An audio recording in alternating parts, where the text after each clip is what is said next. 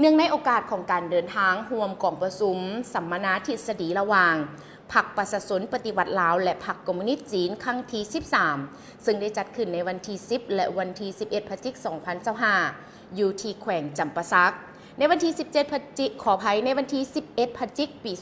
2025 ทานสหายหลีซุยเล่ยกรรมการกลุ่มการเมืองศูนย์กลางพรรคหัวหน้าคณะโฆษณาศึกษาศูนย์กลางพรรคคอมมิวนิสต์จีนก็ได้เคลื่อนไหวเยี่ยมยามโรงเรียนปฐมหัวเสี่ยวปากเซโดยการนำหน้าพาทางของทานสหาย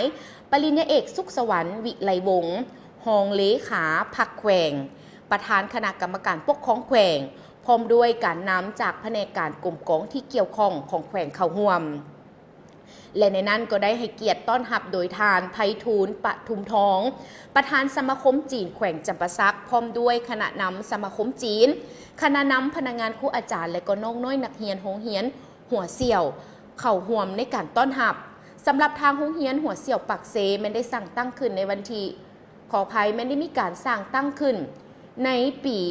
1929 ซึ่งเป็นโรงเรียนที่สอนเกี่ยวกับภาษาจีนที่เก่าแก่ที่สุดในลาวเป็นเวลาเกือบ1 ศตวรรษโรงเรียนนี้ได้มีการมุ่งมั่นที่จะอนุรักษ์วัฒนธรรมจีนและปลูกฝังพรสวรรค์ชาวลาวที่มีเชื้อสายจีนปูพื้นฐานนักแน่นสำหรับการศึกษาภาษาจีนในท้องถิ่นนั่นเองซึ่งว่าโรงเรียนดังกล่าวนี้ได้สร้างตั้งขึ้นโดยชาวจีนกวางตุ้งของสป.จีนซึ่งมีสิ่งอำนวยความสะดวกในการสอนที่ทันสมัยและมีหลักสูตร2 ภาษาก็คือภาษาลาวและภาษาจีนนั่นเองซึ่งว่าในปัจจุบันโรงเรียนดังกล่าวแมนมีนักเรียนหลายกว่า 1,700 คนและมีพนักงานครูอาจารย์หลายกว่า100 คนเพื่อเฮ็ดให้นักเรียนมีความเข้าใจทางด้านวัฒนธรรมจีนให้ลึกซึ้งทางโรงเรียนก็ได้มีการร่วมมือกับศูนย์วัฒนธรรมจีนประจำสปป.ลาวจัดเป็นกิจกรรมแลกเปลี่ยนวัฒนธรรมจีนการร่วมมือวัฒนธรรมล้านสร้างแม่น้ำของมิตรภาพจีนลาวในครั้งวันที่ 10 และวันที่ 11 พฤศจิกายน 2025 นี้อีกด้วยซึ่งว่าภายในงานดังกล่าวยังมีกิจกรรมที่น่าสนใจหลายอย่างอย่างเช่นศิลปะงานฝีมือของจีนการลิ่นพื้นเมืองจีนก็คือการละลิ่นพื้นเมืองนั่นเองการวางแสดงรูปภาพวัฒนธรรมของจีนและการแสดงเป้าหมายก็คือหลังจากมีการจบงานนี้นักเรียนทุกคนสามารถได้เรียนรู้และเข้าใจถึงวัฒนธรรมจีนอย่างลึกซึ้งกว่าเก่าปลูกฝังความมุ่งมั่นและมีส่วนร่วมในการปลูกฝังนักเรียนให้เป็นคนรุ่นใหม่ที่มีทัศนะสากลจากนั้นหัวหน้าคณะโฆษณาศึกษาศูนย์กลางพรรคคอมมิวนิสต์จีนก็ได้เยี่ยมยามวัดภูจำปาสักโดยให้เกียรติต้อนรับโดยทานวิไลศักดิ์สุนทรกรรมการพรรคแขวงเลขาคณะบริหารงานพรรคเมืองจำปาสักพร้อมกับคณะพรรคคณะปกครองของเมืองจำปาสักและก็การนำและก็พนักงานวิชาการภายในโครงการมรดกโลกวัดภูจำปาสักเข้าร่วมในการต้อนรับในครั้งนี้สำหรับทั้งวัดภูจำปาสักมรดกโลกของลาวแมนได้ขึ้นทะเบียนเป็นมรดกโลกแห่งที่ 2 ของประเทศลาวในปี 2001 จากทางองค์การยูเนสโก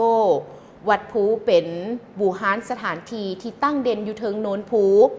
บ่อนนี้เคยเป็นสถานที่ศักดิ์สิทธิ์และแหล่งอริยธรรมบูฮานถึง3 สมัยน้ำกันก็คืออาณาจักรขออภัย